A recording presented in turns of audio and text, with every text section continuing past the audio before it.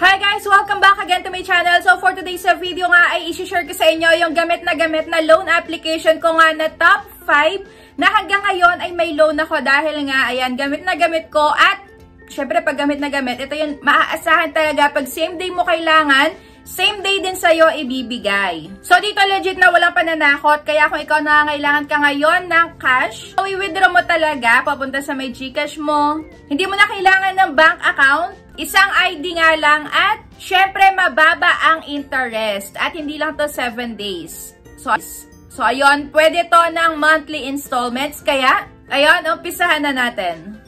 Pero syempre, kung bago ka pa lang dito sa aking YouTube channel, ay huwag mo kalimutan mag-subscribe and pindutin mo natin yung notification bell para lagi ka maging updated sa mga next uploads ko. At pwede nyo pala ako i-follow sa aking Facebook page and sa may TikTok account. So ayan na nga, hindi ko na patatagalin. Ang una ko nga dito is ang Cashalo, na lagi ko nga din itong ini-include sa may mga nire-review ko, sa mga compilation ko ng mga legit na loan apps. Dahil kagaya nga nasabi ko last time na ang bilis nga or ang taas na approval rate nila dito dahil 2 years nga ako dito nag-apply sa kanila na puro reject and ngayon lang 2025 ako na-aprobahan sa kanila. So medyo hindi na sila naging moody at isa pa sa kinagustuhan ko dito is buo mo siya talagang matatanggap. So ayun, wala na ako iba pang masasabi, hindi to 7 days. So currently nga ako ay meron ng loan term na pwedeng up to 40 days na. So sa una nga is up to 15 days lang, tapos pwede na siya ng 29 days, 40 days. At ka-update lang nga pala nitong si Cashalo. Di ba? Paiba-iba yung pronunciation ko. Cashalo, Cashalo. So, yun na nga. Ito ay may effective interest rate nga na 15% monthly. At pwede ka dito makapag-loan ng 1,000 up to 25,000 pesos. Pero since nga nag-update sila, dati is nasa 10,000 plus na yung pwede ko ma-loan dito. Ngayon is medyo bumaba. Dahil siguro kaka-update lang nila. So, ngayon is 6,000 pesos na yung pinaka maximum ko pa lang na pwedeng ma-loan sa kanila. Pero at least, ito ay buong matatanggap. And same day nyo nga din tong ma-receive. So, ako sa my experience ko is in 2 minutes lang, ay legit papasok na nga agad sa may GCash account mo ng buong buo. So, paano naman pagka malapit na yung due date mo? Nananakot ba sila? Nangaharass ba sila? So, dito is, sa my experience ko, tatawag sila as reminder nga lang na malapit na yung iyong due date. So, yun, paalalahanan ka nila sa experience ko. Pero, ayan, kung na-try mo na din to, kung ano experience mo sa kanila is i-share mo na din yan sa may comment section para malaman nga din ng iba. Pero, ayun nga sa akin is, may reminder sila dito, may text, may calls. Pero, hindi siya super dami na umaabot ng 20 missed calls a day. So, hindi sila ganon. Kaya okay ako dito sa may Cashalo na to. And dati nga pala, meron tong Lazada loan. So, ngayon, nung nag-update sila is wala na. So, ayun, cash loan na lang sila.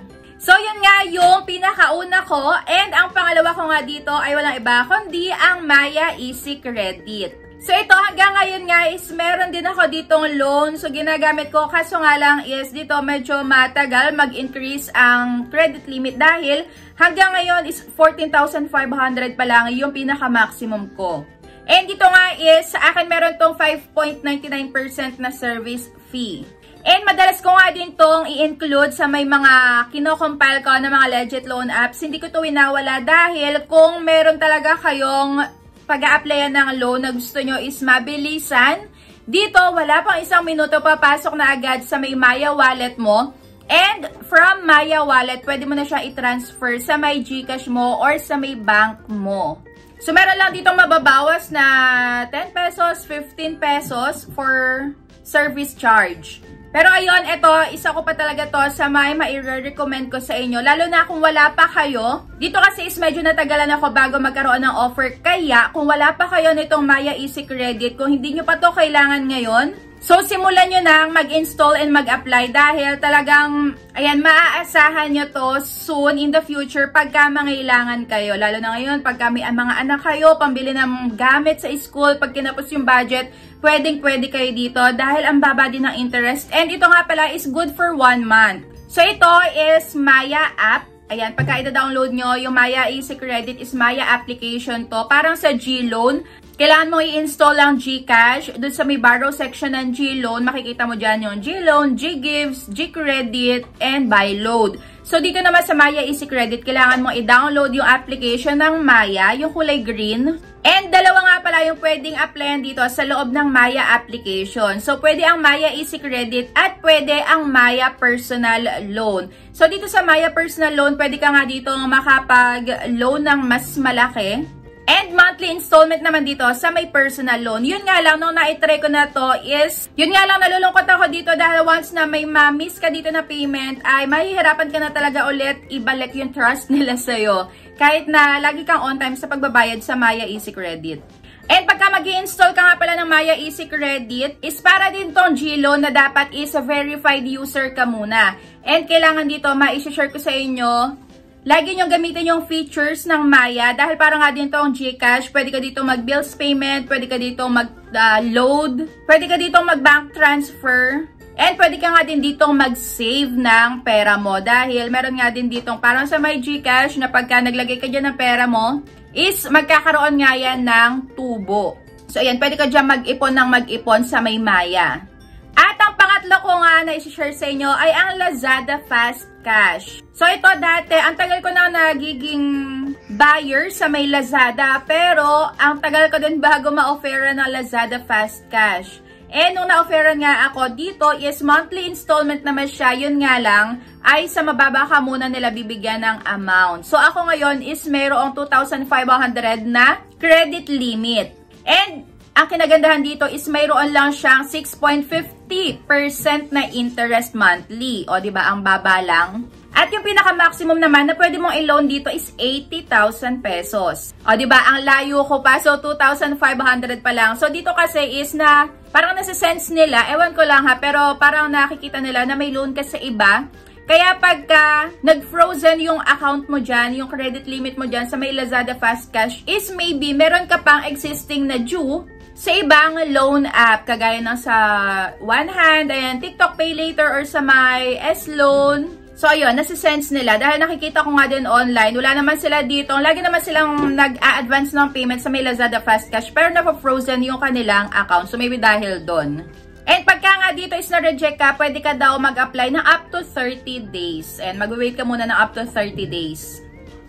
At ang pang-fourth nga natin dito ay ang G-Loan. And dito sa may G-Loan nga is medyo mababa nga din yung parang credit limit ko, ang bagal dito magtaas. Dahil dati nga is nasa 7,000 yung loan ko sa kanila. Nung nakapagbayad ako, biglang bumaba ng 5,000 pesos. Kaya hanggang ngayon is yun pa din yung pinaka-credit limit ko sa kanila. Pero dito, mababa talaga yung interest rate. So, biruin nyo, meron lang tong 3.99% na interest monthly. O, diba? Napakagaan nito sa bulsa. Kaya ito dapat yung mga iniingatan nyo ng mga loan applications. Lalo na pagka na-approve kayo dito, huwag nyo nga hayaan na may mamiss kayo na isang payment dahil nakakalungkot to. Pagka meron ka ditong minsan na mamiss is mababawasan nga yung credit score mo and possible na hindi ka na nila pa-loanan ulit. So, dito is 1 to 24 months mo siyang pwedeng bayaran at pwede ka nga dito nilang pagloanan ng up to 150,000 pesos. O, diba? Hindi mo na kailangan mag-bank loan dahil dito is pwede ka na nilang pautangin ng ganong kalaki. At ang pang-last ko nga dito na ito yung pinaka maire-recommend ko sa inyo talaga. So, ito yung loan application na ang bilis magbigay ng credit limit, ang bilis magtaas, ang bilis magtaas dito ng credit limit. So, pwede ka dito makapag-loan ng up to 100,000 pesos and dito buo mo din siyang matatanggap. At meron nga tong 4.95% na interest rate. So, yun yung mga nakalagay sa akin sa may loan ko sa S-Loan. So, ito nga pala ay ang S-Loan. Ayan, na makikita sa my Shopee application. So, may mga nagtatanong kasi sa akin. Marami na din kasi akong nagawang, video. Marami na rin akong video na nagawa dito about S-Loan. Kung paano mag-apply sa S-Loan, bakit wala kang S-Loan. So, meron yan dito sa my YouTube channel ko. And tinatanong nila, saan po ba makikita yung S-Loan? So, ito, makikita to sa loob ng Shopee application mo. So, kung wala ka pa nyan is, baka dahil hindi mo nga ina-update yung Shopee application mo. So, i-update mo lang ng i-update. Tapos, gamitin mo nga yung mga features nito. Dahil yung una nga sa inyong mai-offer ay ang S-Pay Later. So, kung hindi mo ginagamit yung S-Pay Later mo is, hindi ka nila talaga ma-offeran ng S-Loan. So, yun is base nga lang sa may experience ko dahil yung una nga in-offer nila sa akin ay S-Pay Later. Kung saan nga is, yung credit limit na ibibigay nila sa'yo dito is pwede mo nga magamit na pangbili ng gusto mong bilhin sa may Shopee app.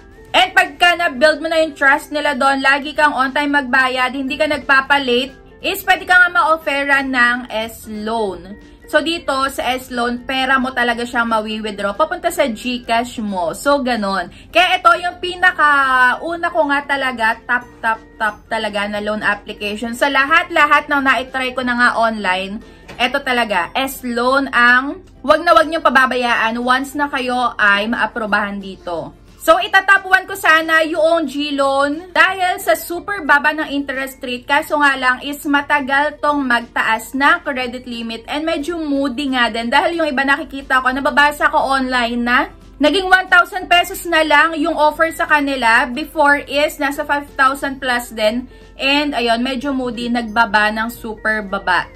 Pero all in all, lahat ng mga nabanggit ko is talaga namang maaasahan at wala ka dito marireceive na kahit na anong pananakot online. And dito talaga sa S-Loan na makikita sa Shopee app, ito yung pinaka-bonggang-bonggang-bongga talaga dahil wala pang isang minuto, papasok na agad sa my GCash mo. I mean sa Shopee Pay muna.